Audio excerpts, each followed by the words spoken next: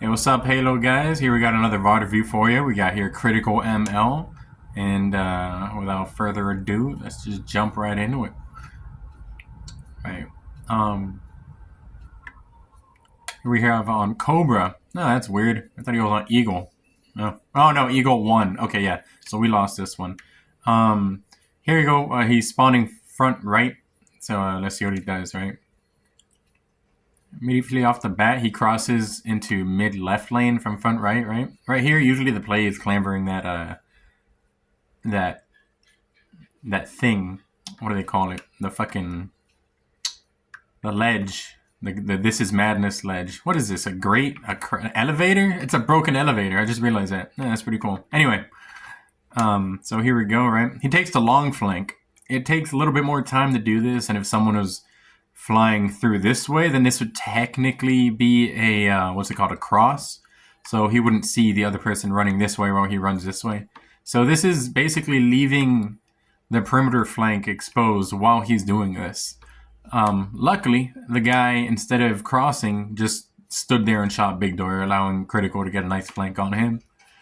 So he got a nice 5. Dropped jail to check jail and check bottom mid. Pushed into bottom mid even, right? Now he's like playing for ball. At this point, I like to point out right here, the left perimeter flank is completely open. As we see, there is one person on the enemy team here on tower, right? Just chilling here on tower. He could, at any point, dip, flank right side, right? Get shots across mid, come over here, right? While he's like going to ball bottom mid, he can get a flank on our team, get another enemy player to spawn jail if there's another one dead on their team, and get an easy flank to this far perimeter here on this side, basically getting control of this area of the map. Uncontested from the left perimeter, or they could just push forward and to these unsuspecting teammates, because our teammates see that we have numbers on the map, all 4 of us are alive, and they see their teammates on their left, they might be thinking, oh, okay, the left is taken care of, right? So they're not watching their backs right here. So if an enemy comes from this side, then they're just caught off guard, basically, and kind of screwed. So this isn't really a good play to make, this drop right here. For left perimeter, you want to be holding basically your left perimeter until or if somebody is pushing. If we're collapsing on their spawns, right, then you want to be collapsing from your lane. So like if you're got to kill left perimeter and you're trying to make a collapse happen, this is a free kill. This guy's already weak here top tower. So that's another thing, right? Like if you're pressing forward for a collapse on numbers, which we do need numbers in order to get the OBJ, right? We do have numbers right now, so this isn't technically like the worst play in the world, him going for ball. But another thing, really perimeter guys shouldn't be going for OBJ. It should be the mid guys, right? Like this guy right here, he should be going for OBJ. Or the other guy here on Cafe, right? Since really, you can tell just based on like where the enemy is on the map. One's all the way back there on like red hall. There's 2 red hall and then 1 like top red tower. We have a lot of room to work with on this side. A lot of breathing room, a lot of space. They're really not being contested too much over on the cabbage truck side. So somebody from the mid could literally just walk in here, pick up the ball, turn around, walk out. And we would still have a really good setup right here on crackhouse side. I call this the crackhouse because, I mean, it kind of looks like a crackhouse. You know what I mean? It's got that like shanty roof. It's the crack. It's where they sell crack. It's the crack house. All right. Anyway, so we'll go for it's Knitting Hotel. They're not hotel, but in case they are, it's a decent place to nade. Picks up grapple, goes for ball. All right.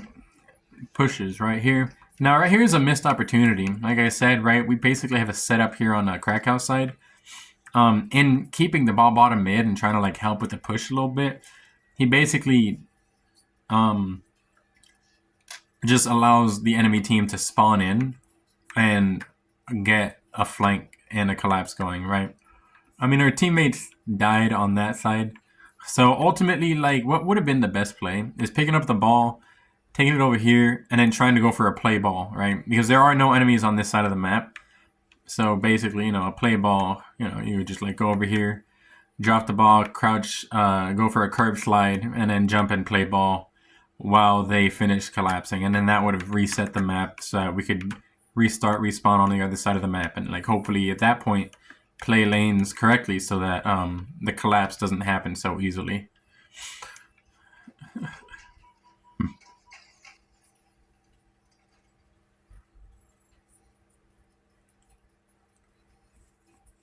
Now, when I say lanes, I do want to get into a concept, right? Because, you know, there's pro players that, like, all the time don't play lanes, or, like, in matchmaking, they don't, like, choose the lane in the way that I'm saying it, right?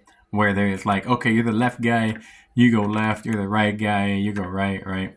There's a few things to keep in mind. For one, especially when they're streaming, they're not actually playing tournament strategy, right? Like they have strategy that they've talked about and they've definitely established. So they're really, you're not watching them play tournament strategy. And then two, on top of that, there's a lot of variables that they take into account that we don't.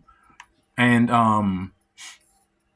so that being said, them not going into the lane, like for instance, like far left lane, doesn't necessarily mean that they're just like completely abandoning the far left lane. There's a lot of plays that require like positioning that isn't 100% like across the entire map, but like for instance, you can keep an eye on far left lane without being in far left. Or like if you're here, right? If you're like a top bridge, for instance, you could sound horde, hear people shooting in jail, hear people big door, hear people top tower, even though all that is on the other side of this wall. So you're technically, if you're like up here, you could technically be playing far left perimeter lane without actually being in it. So that's what I would say to anyone who says like, yeah, but they're not doing it. It's like, the thing is, it's not the fact that they're not doing it because they don't know it needs to be done. A lot of them actually do understand the concept of lanes at a high level, a lot higher of a level than most people competing, or even a lot of other pro players. I'll say that. A lot of pros don't actually know how to play the game as well as you might think. Shot and gun skill goes a long way. But the point of me saying all this is to say that they're able to bend the rules like this, right? Because of the fact that they've developed skills and strategies through playing and have a track record of competing and winning in tournaments against other pro teams. So if anyone has the ability to like bend the rules or even break some of the rules at when necessary to achieve a better objective, they're the ones to be able to make that call. But they have those rules in their mind when they're doing it. They're not just running around like chickens with their heads cut off, just kind of willy-nilly hoping that they're going to land a 360 no-scope on the objective guy before he lands the flag cap or some shit like that. And this is the thing that most people, they don't understand. They think that like just through gameplay alone, they're going to instinctualize the mechanics and the skills of the game, that you really need to go into a deeper analysis in order to have like VODs and coordination and drilling concepts and all these different aspects. It's not just shot and strafe. Damn, I think my button slipped or something. Anyway, that's just my retort to anybody who's trying to say that like, oh, well, they don't do lanes. It's like, no, they do lanes, actually. I've VOD reviewed a lot of pros, and they do, in fact, for the most part, keep track of lanes and keep track of spawns at a much better level than most people would even be aware of. It's just that, like, maybe their position isn't in the lane immediately, and so that would, that would lead to that whole aspect. Sorry, I just wanted to go over that. All right, so here we go, right? He dies. What life is this? This first life? This is the second life. No, it is the first life. He got collapsed on with the ball. Yeah. So here we go, second life. He spawns far left, right? Far left lane. He makes the cut, right? There's the left perimeter. But since he's here, he can kind of feel safe that there's no left perimeter. So like I don't necessarily disagree with this. Although what I would say is that, like, as you can see, right, there's a friendly behind him that's also pushing the same lane he is. And because of the fact that he made this cut right here, check this out. That I gotta like fast forward to the moment. Because of the fact that rather than playing left perimeter lane like this, right, and like going maybe even like up here on like BR, maybe taking like top here, like top BR, because he made that cut, he wasn't aware of the fact that, let me just put myself in this position, hypothetically speaking, right, to see what would have happened, you know, just to demonstrate this this concept. He wasn't aware of the fact that that teammate that was bottom mid, right, would have switched into the bottom mid lane, right, into the I call this mid left lane when it comes to the cross here, because far left lane would be on the BR, mid left lane would here, and then this is a cross. So far left would switch into mid left, going through like top mid area. Damn, why is it so blurry? And then mid left would switch into far left, going into jail. But in making that cut, he was unaware that the teammate was stacking the lane. And this is something you really don't want to do. You don't want to stack lanes, because that just means that like you're just not watching what's going on. Like you're just not aware of what's going on like most of the map if you're doing that, if you're making those decisions like that, like consistently. Like every now and again, you know, you make a cut depending on the moment. They're good cuts to make, because every cut is a gamble, but this gamble just didn't pay off because this is a double stack. I mean, technically speaking, let me just play it. This gamble did actually pay off, although I would say it's just not proper. You know what I mean? And then he ended up being, oh, this is the random. This isn't even him. Yeah, he ended up dying to the guy who was bottom mid there. Is it zoomed in? Oh, it is. No wonder. All right, my bad, guys. I don't mean to like destroy your eyes with this low resolution video. All right, so check this out, right? Like he goes in there, he gets good damage, and actually gets some good kills, good cleanups. And then dies the bottom mid. The random wins is 1v1, so that gives us numbers on the map. So right now we have a decent setup here on red side, right? We have the ball over there in like red jail. He's the perimeter guy, so he really should be rotating it like mid, like of the setup. So that would be like tower, bottom tower, top tower, or even here in red hall. We have a teammate there who's on like planners, right? Which is fucking like this. I call that thing planners. It's like a well, but it's plants on it, so I call it planners. And so here, critical, that would make him far left guy, right? Which means like he could watch that right there. He could watch that right there, because they technically might be there in hotel if he gets this spawn. He could even push far left if he wants to, you know what I mean? And that would help a lot. If you're playing like by the lanes. Let's see, he swings right. Now, in doing so, right, I want to highlight the fact, since he's technically the guy who has the closest, the safest angle to check the far left guys, the enemies, right? He's basically responsible for watching this. Like if this guy were to watch it, he would have less of an advantage if someone were to pop out there. So basically, like the strongest far left laner would be him off this spawn. In him moving to the right, abandoning the far left lane, right? He checked mid for a second and then he turned around and abandoned it, right?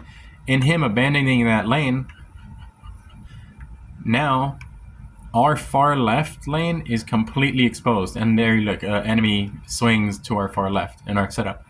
Our mid left guy, he backed up. Now, technically speaking, he's not doing anything wrong. Being a mid guy, you have a little bit more like leeway as to like where you can go, because there's a lot of like mid angles, mid lanes, depending on like how far up or how far back on the map you are, you know what I mean? You can like go through here, or like, you know, kind of push through mid. This is technically still mid left if we're dividing the map from like blue and red right here, right? Like that's red, that back blue, or back there. But ultimately speaking, right, him turning around And I understand he was reacting to a call out. I remember this. I made a call out saying, "Oh, there's somebody jail, right?" So he's like going to make sure that this guy is not collapsing on our ball guy, right? But ultimately speaking, like that's not his job in the situation. This isn't what he should be doing. He should be checking. He should be playing the position where he is most advantageous to the team as a whole, which is checking the far left perimeter. In taking this cross, one, he's exposing himself to mid lane, so he could just get like shocked or whatever if the enemy has shock, which they don't, but like they can get free damage on him while he's up here. And two, he's pushing into unknown territory. There could be someone big door, there could be one or two jail, right? In playing this game, since he's not doing lanes, and since he wasn't basically like taking the ball to the position, it's kind of apparent that like he's not keeping track of the spawns or like where they're pushing from. So this is just reacting to my call out. So he's making a gamble here that he could win a 1v1 situation, which may or may not be a 1v1 situation. So he does it, right? He actually ends up winning the situation, right? He just backs him up. At least he backs him up. I don't know if he kills him. But while this is happening, right? Check out what's happening on the left lane, right? Enemy players pushed up. Our random gets one of our randoms. That's one of our randoms down there.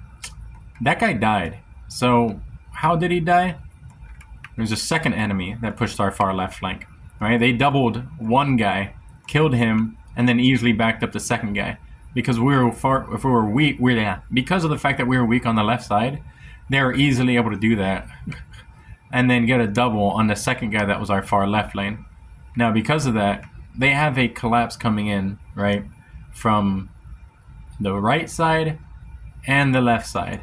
Because the guy far right that Critical backed up, he just took bottom mid, meandered his way away from the situation because he had so much room to work with because we don't really have any map control on the map. And then there's that last guy, which is going for shock right now, or running from like hotel spawn to mid. So all of this could have been avoided, right, if Critical played his lane, but he didn't, unfortunately. Now, I'm not trying to be disrespectful when I say it, but it is just the fact of the matter that our teammates died here. He's playing right side, right? And then like you can see what's happening on the other side of the map while he's doing it. So the collapse is coming in, and there's really nothing he can do, right? Complete collapse right there. Where like if he were to play left lane, right, there's a potential that our left side, those two teammates that died would still be alive. And not only that, we might have even gotten the kills, right, on the left side. That one teammate that went up there, maybe he wouldn't have reached out, maybe he would have triple stacking left lane, right? But besides that, we would have come up on top on this side of the map, right? That guy, check this out. They don't know that guy's even there. They're completely unaware. So him being the far left spawner would put these guys in check, right? Look how weak they are. They're... Hold on. Right? That guy's weak back there. That guy's weak back there. One grenade would be all it takes to kill both of those guys, right? That random dead. So let's just like not even pretend we could have kept him alive, right? But there's the other guy, right? He's backed up while this is happening, right? This could be an easy cleanup right here. Nade, shot, shot, shot. Both of them are 2-shot or 3-shot, 2 or 3-shot. Can't tell from here. But basically they would be checked and or dead, and we would have numbers on this side of the map. And us, because of the fact that this side of the map is farther from that side of the map than this side of the map, that would mean that we would be able to get our shields back by the time the other push came from on the other side.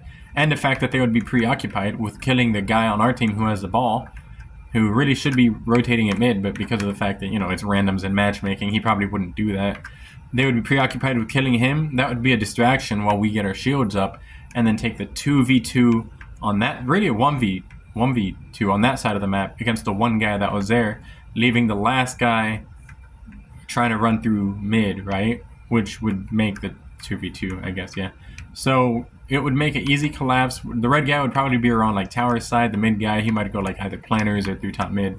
And this would basically be even numbers, right? And after getting those kills, our guys would be spawning up towards red. They would be spawning up towards blue. We would have a setup, 4 people up in red, while they have 2 people alive. And they would probably be either pushing through mid or jail on their side, or maybe even trying to get like a hotel side. But since we have you see what I'm saying? Like all of these like little things when it comes to lanes matter. This is all just from playing your lane off spawn. And these situations, people don't think about them. They just think, I'm just gonna run around and micro outshoot this guy or outstrafe this guy. And that's simply just not how it's played. At the highest level, it does actually become a game of mathematics. It is 2 + 2 = 4, right? If like, you know, there are possibilities that you could come out on top despite being at a disadvantage. That is true, but like if you had to roll the dice, especially against people on the other team who like are at your skill level or higher, if you're gonna gamble with those odds, that's just not gonna get you far. Just to anyone who's just like who's trying to compete, who's just not aware of lanes or not aware of like the switches or the crosses or any of these concepts that I'm talking about. Now I don't claim to be all that like wise when it comes to Halo, right? Or really like FPSs in general. But the fact that like I understand these concepts, and most people that I've auto-viewed, they just don't. And you know, no disrespect to anyone who doesn't know these things, but like especially with people trying to compete, right? That don't know these concepts, and then they look at the scoreboard and they point to the lowest person on the scoreboard and they say he's the reason we lost, right? Instead of thinking of it in like this higher level of like, look at it like a chessboard, right? What are the moves that we could have made, that we could have done better, that would have resulting in that guy on the bottom of the leaderboard not being on the bottom of the leaderboard? Like, why is he on the bottom of the leaderboard? You know what I'm saying?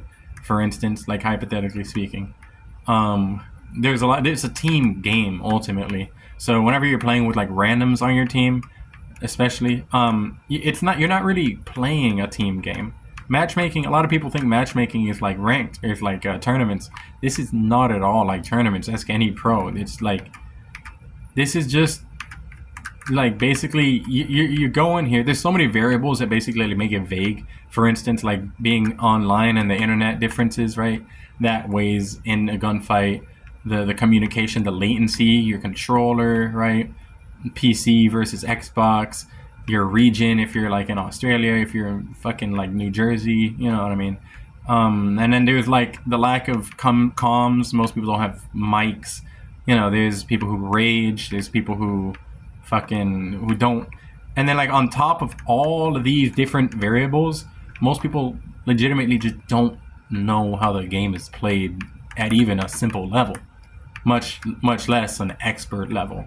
So take all that into account and then try to like go in with like your emotions and think like, I'm gonna win. It's like, I mean, you can feel that, but unless you're like actually like putting in work, learning these concepts, learning like nade spots, learning like how to shoot, right? Drilling, training, right? Getting, you know, not just going off like the whim. If you're not like going into theater and like theory, setting up strategies, right? Learning maps, what like actually works, you know, little intricate jumps that most people don't even use or know about, right? If you're not doing all these things, then you're going to simply lose to the teams that are doing these things. And you know, rank really doesn't matter at the end of the day. If you know what's going on the map and your team doesn't, and let's say you're a low rank and your team is a higher rank, but their only reason they're there is because they have a good shot and because the people in their lobbies play a little bit more, what's it called, careful, because of the fact that like they don't want to lose. You know, they don't just like make stupid dumb decisions by flying. But also in the same token, they don't make good decisions because of the fact that a lot of the time flying is a good decision, going fast is a good decision, but because of the fact that they're so careful. And I've played with a lot of these. Sorry, I'm going off on a tangent, but I like getting it out. So I dropped my phone. Anyway, I've played with a lot of these lobbies where these people will just like it's like the difference between people who like love to hold an A/B setup in strongholds and people who push C. You know what I mean? Like, have you ever had that where someone is like pushing C and you're like, don't push C. It's you're committing a fucking mortal sin. This is horrible. You know what I mean? They don't understand. They like try to point to different things. Like you're muddying the spawns. Ugh. It's like, no, there's no such thing as muddying spawns. I mean, like that's technically a concept, right? You can, like, if you're like just staying mid and running around in circles around middle of the map, then you're making it a lot harder for your teammates to track your positioning. So that's making basically the spawns muddy, right? It's making you not know where they're going to spawn. Even though you technically, if you have 3 other people that can coordinate a setup, you can account for that kind of easily. But it is, the concept exists a little bit, but it's not nearly as like reprehensible as some of these people claim, where it's like, I have no idea what's going on the map if one person isn't exactly where I told them to stand. It's like, it's absurd, the fact that like a lot of people think like this. Now, when it comes to spawns and muddying the spawns, right? Like, a lot of people say that, like, for instance, like, someone's, like, pushing C, right? Like, let's say we have numbers on the map, someone's fucking flying C, right? Pressing spawns, getting spawners, right? Putting damage on them. And then, you know the amount of times, like, I've done that, which is actually, like, a legitimate strategy, and I've heard in my ear, you're muddying the spawns. The reason that people have that, like, emotional gut reaction to that is that they don't know how spawns work, right? If I was here, like with the other 3 teammates, and I saw one teammate push there to the other side of the map, I wouldn't say they're muddying the spawns, because they're not. I would be able to read the fact that they're influencing the spawn points they're back blue. Thus, on my right side, the spawners are going to be closer. So then, judging on which position I am on this setup, on this side of the map with my other 2 teammates, I would either take a perimeter lane and expect the timing of the enemy's push to be closer, or take a mid lane and maybe even push out a little bit more to predict that push from the right side, or coordinate with that person to help them in the fight from a mid position. Do you see what I'm saying? Like, these things just fly over most people's heads. And sorry, I just kind of like completely abandoned the VOD review. But so ultimately speaking, this ended up just being a collapse on Critical. I mean, there's not really much to be said. I'm not gonna do this whole video. We're already at like 28 minutes. I'm gonna wrap this up really quick. I guess what I'll say about this VOD review, because I did actually watch this like beforehand, take some notes just to like influence basically what I would be like focusing on. His shot's not that bad. It's decent, right? But his awareness, I don't know how to. I never figured out if I should say him or you. Like if he's watching this, I should just directly talking to him. Or should I just see him? I guess I'll just, since this is on YouTube for everyone to watch, I'll just start saying him or her. Anyway, so a lot of the decisions, right? Like, look, like he's aware of like positioning, but then look at that. This right here, diving objective. This is, no disrespect, this is horrible. Look at the position, right? His teammates there.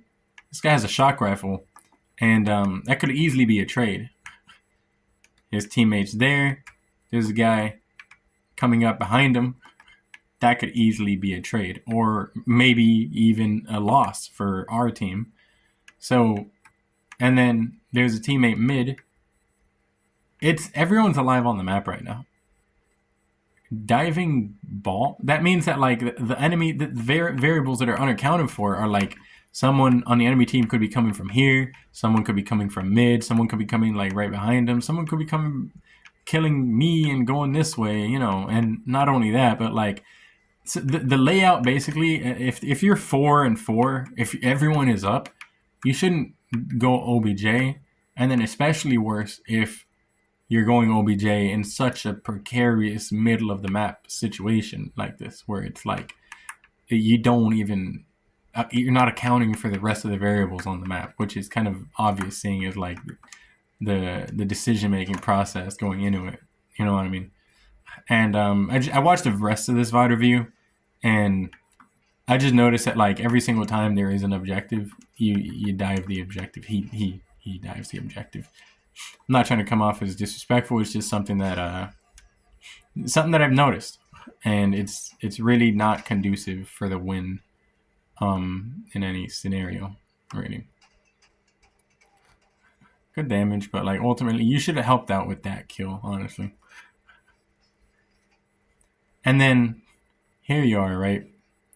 We have a setup, so you're gonna bring it here. Your perimeter right, and you get shot in the back. You almost die to this guy. Like, this route is terrible.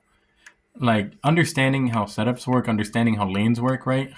You'd be like, okay, we have a guy watching our right perimeter. We have a guy watching our left perimeter. If I want to bring the ball back there, it should just be a straight line there. Or even like hotel, right? Assuming that guy's going to push towards the right side a little bit. Or even better, just stay here. You know what I mean? There's no stickies there. This is a place that's in cover from the left side, right? There's planners, you could drop the ball, take cover from the right side. You know, and there's no reason to leave this spot. You almost die, and then our teammate dies. You kind of have to play it, get collapsed on again.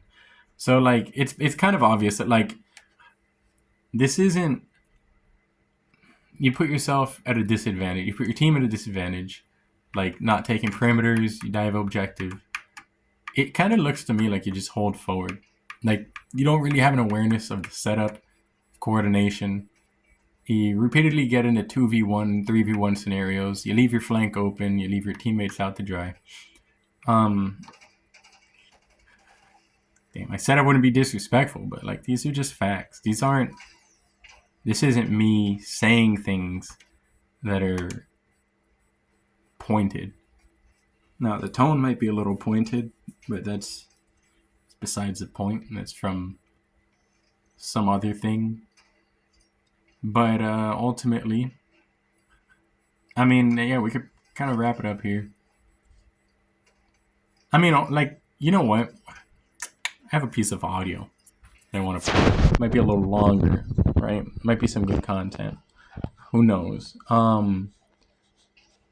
longer, I mean that, oh, my mouse got unplugged. How the fuck did that happen? Right? Mouse. Fucking trying to see which side of the USB is fucking here in the dark. This is retarded. Plug in, motherfucker. Or did it break? Yo, did I just break my fucking mouse? Oh, that's gay. That's gay. Anyway, well, you're not gonna hear the audio, but there's a video for you. It's long as fuck, so I'm just gonna end it here. Hasta.